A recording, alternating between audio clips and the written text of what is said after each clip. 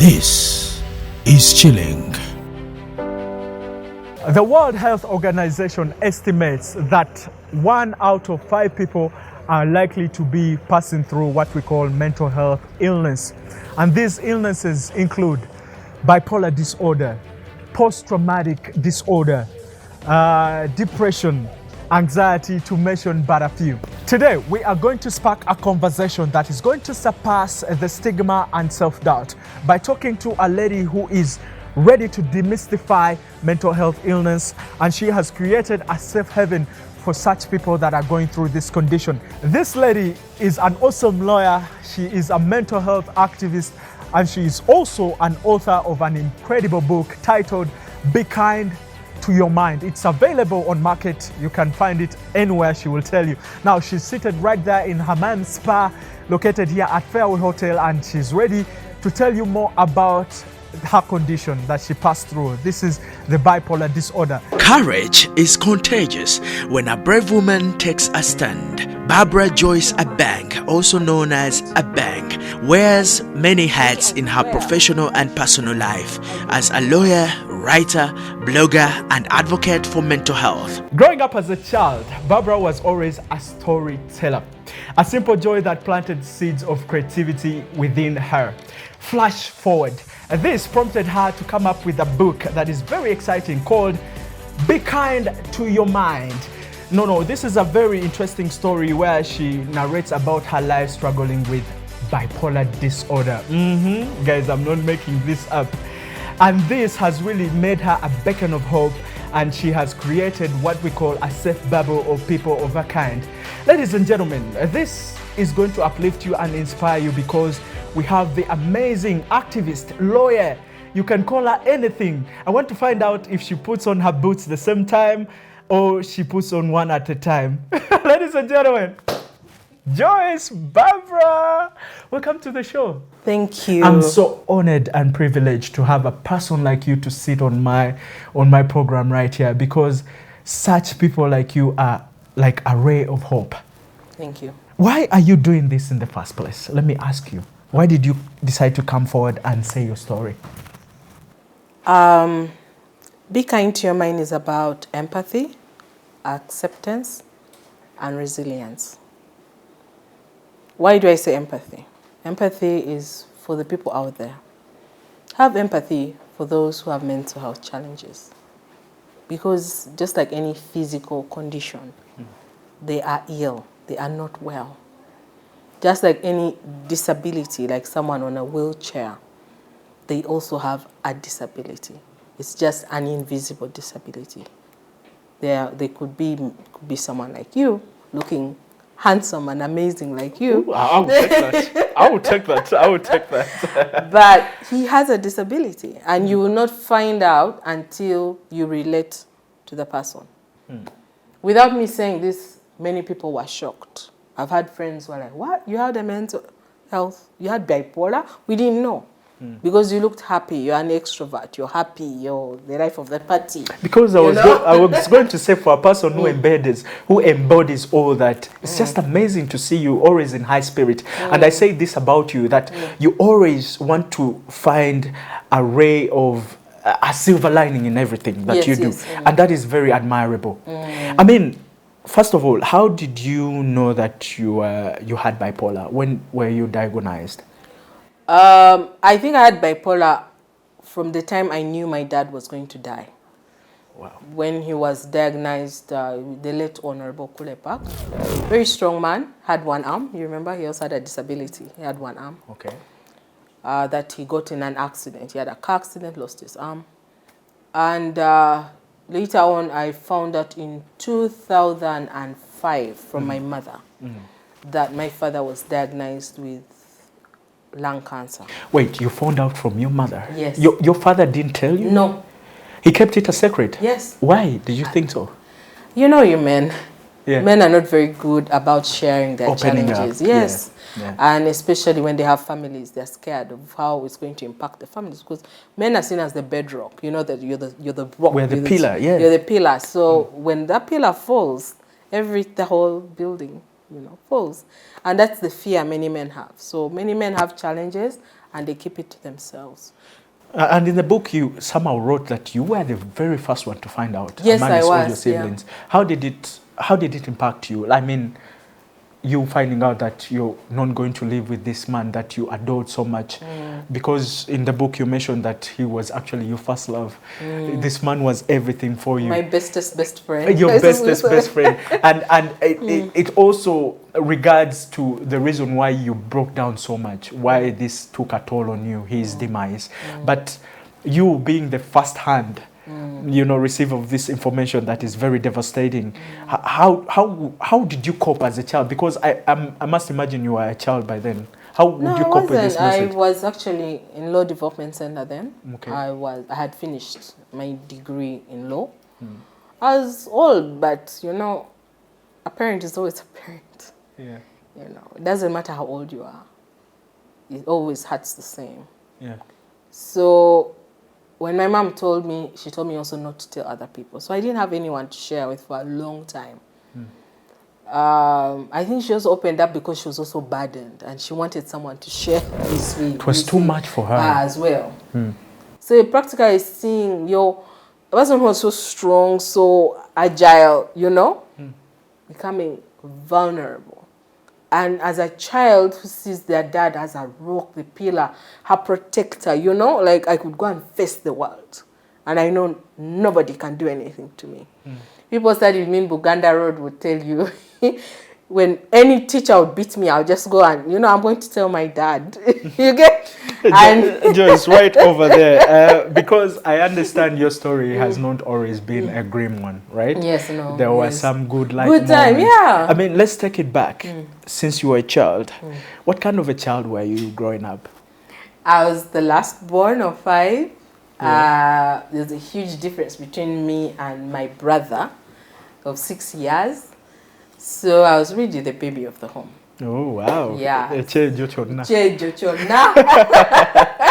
is little girl. That is little girl and mommy's little girl. I had it all. I came. Actually, on my book launch, my sister Dorothy said, this one when she came, she took over. I was like, these are my parents. When you got people, go and find parents elsewhere.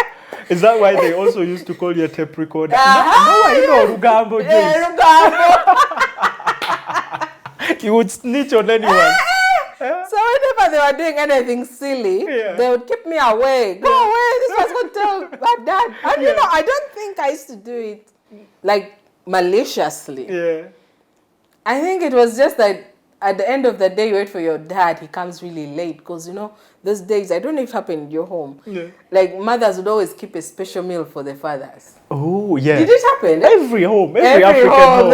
I don't know about these days, but that was the thing. I mean, has this ever happened to you, all right? There's this common African setting we all experience as children.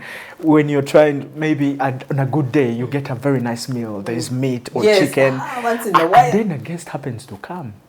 And guess what? There's nothing in the kitchen for the guest. So they pick from your plate and be like, "What's what can I put about Drago, Soko J, first come."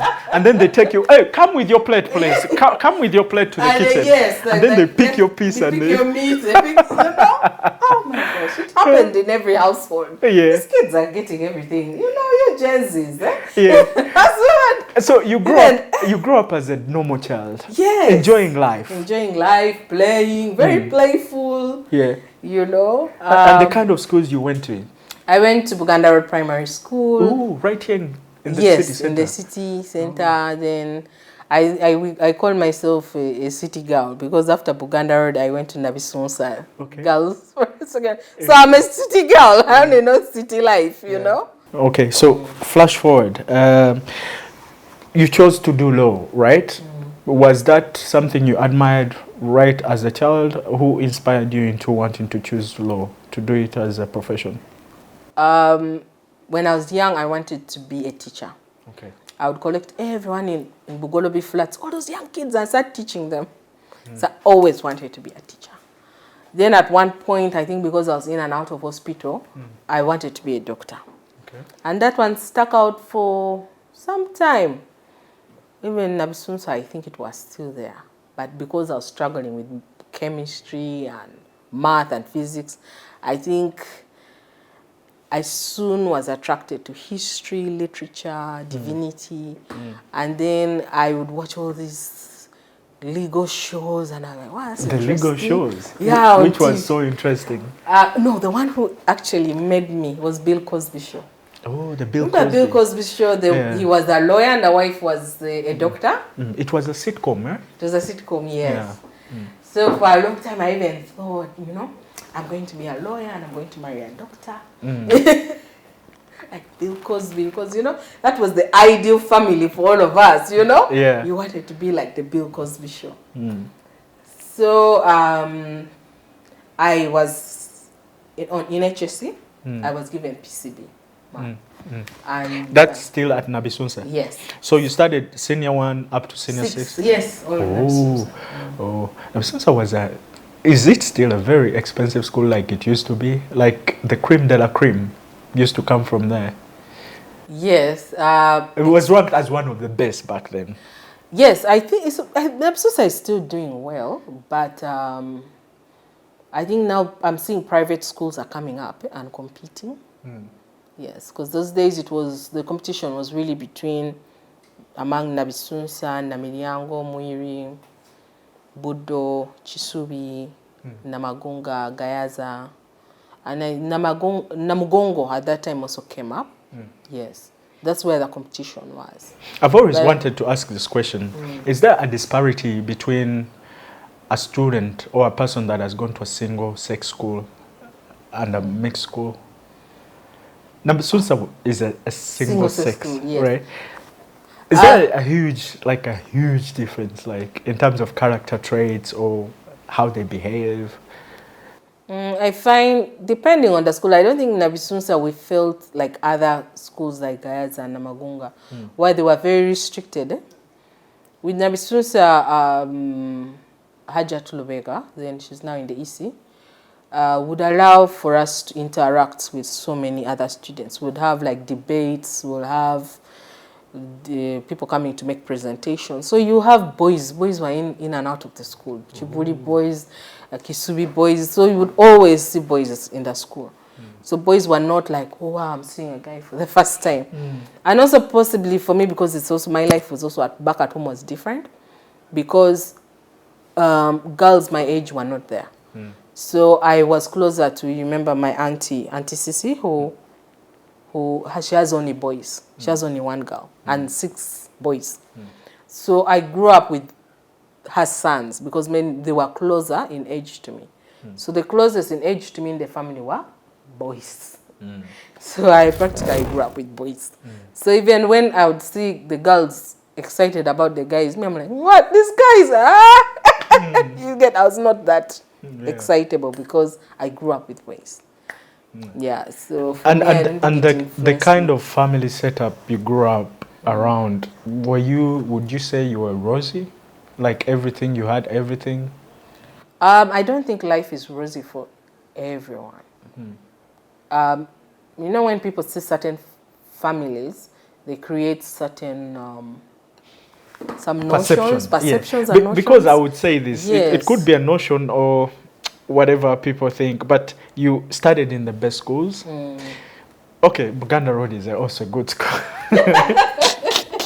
I'm not underplaying it. Hey, I love government schools. Buganda Road is a beauty.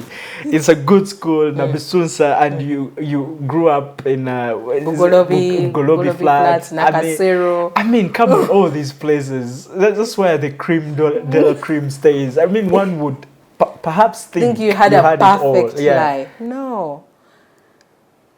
There's this movie that ran when we were young. Remember The Rich Also Cry? I've never watched it. Are you sure you didn't hear about that? I know. It was a good sitcom for some time. Rich Also Cry. I know. Look for it. Okay. It was a sitcom at that time. And I remember my parents used to sit and laugh because they were also facing the same perceptions. Everybody thought their lives are perfect. Yeah. Let me start. Even our parents were civil servants. They faced challenging lives. Okay. There are times you wouldn't, even within our school, kids wouldn't have school fees. Wow. They would be sent out of Nabisunsa for no school fees.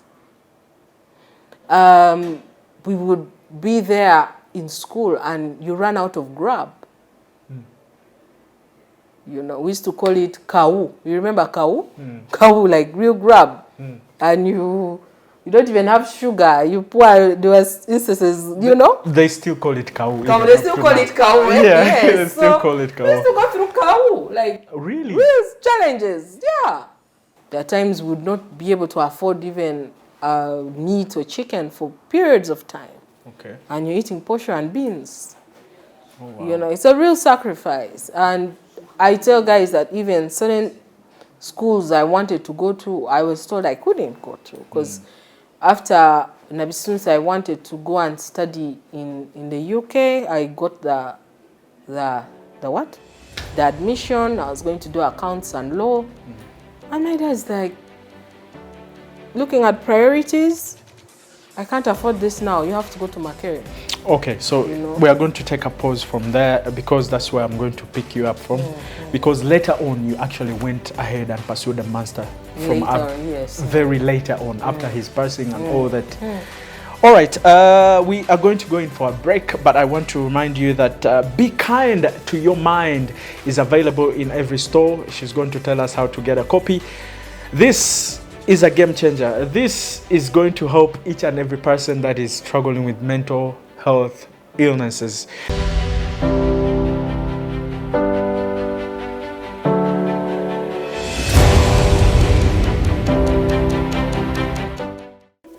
In a nation hungry for truth, a world where every story matters, there exists a beacon of trust and reliability.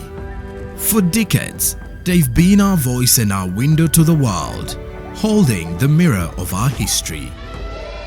With 4 TV stations and 11 radio channels spanning 27 languages, they stand as guardians of information, defenders of truth. With Maskari Heritage Advantage, they uphold every citizen's right to reliable and free information. Their archived stories shaped our past and illuminate our present. Yet now, as new challenges arise and the world evolves, their mission faces its greatest test yet. Be part of our journey and let's navigate the unknown, uncover the untold, and safeguard our future together.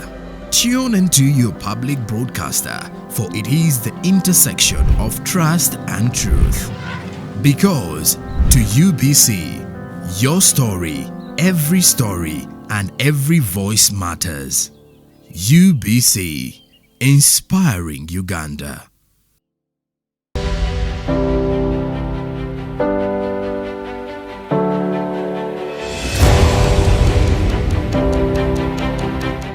In Uganda, it's very absurd, but many families that are dealing with brothers and sisters that are going through mental health illnesses. This is some of the research that has been carried around, Joyce. They tend to lock these people in houses on chains, or take them at a certain rudimentary mental institution just to make sure that they don't stay in public eye. That's how absurd it is. And the worst thing about this is that people that have mental illnesses, people expect them to act like or to behave like they don't. Yes. Which stigma. is very absurd, which is stigma. We're going to talk about that in the second part, because I'm going to create a second part for this, which is like a sequel that is going to push us to another week. But I wanted to ask you before we went into a break, tell me, how do you end up to choose to do a master's? And yes, a master's, and why in that particular country and why at that particular time? Weren't you having too much to handle by then? When my dad died, I think by then I was already struggling with mental health conditions, but nobody could detect it. Yeah. They could see there was a change in behavior, a change in character. I was a lot more sensitive, a lot more irritable, having very aggressive, more aggressive. Like I was very difficult to be around.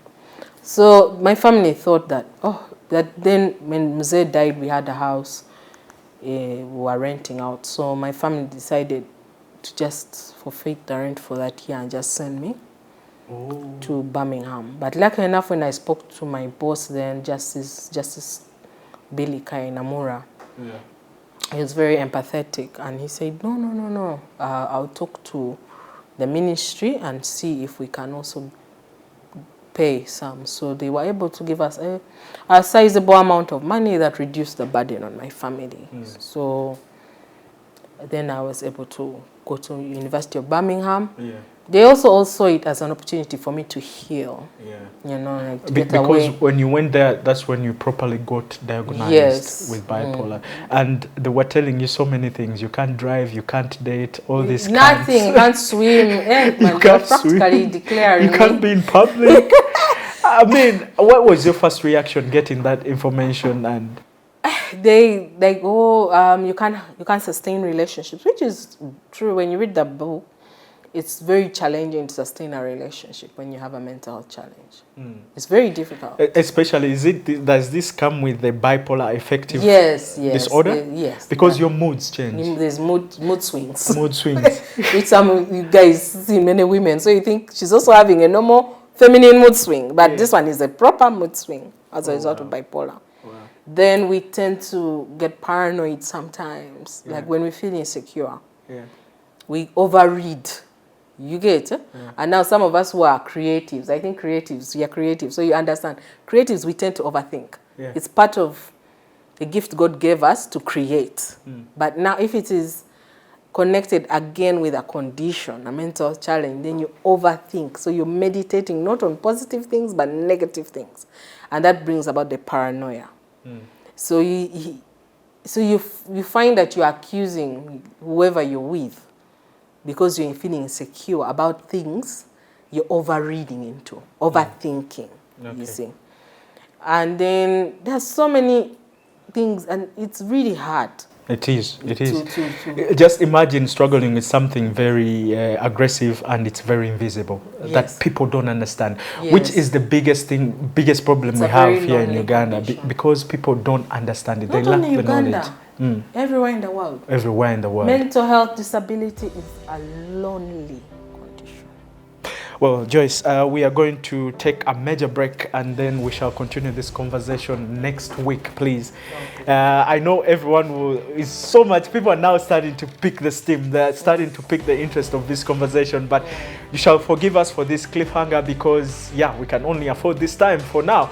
But Joyce is going to stay here with me next week. Join us, the same conversation. We are going to talk more about this very interesting book called Be Kind to Your Mind. What does it have in here?